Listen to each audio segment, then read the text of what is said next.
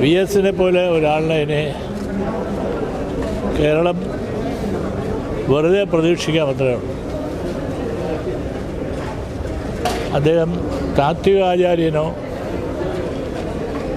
വിജ്ഞാനപ്രദമായ പ്രഭാഷണം നടത്തുന്നതോ ഒന്നുമല്ല അദ്ദേഹത്തിൽ ഞാൻ കണ്ട പ്രത്യേകത.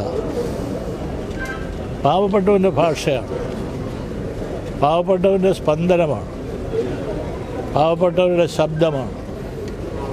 കേരള രാഷ്ട്രീയത്തിൻ്റെ പുതിയ മുഖവും പുതിയ ശബ്ദവും VS ആയിരുന്നു. ധന്യമായ ജീവിതമാണ്. കറപുരളാത്ത ഒരു രാഷ്ട്രീയ നേതാവും ഭരണാധികാരിയും.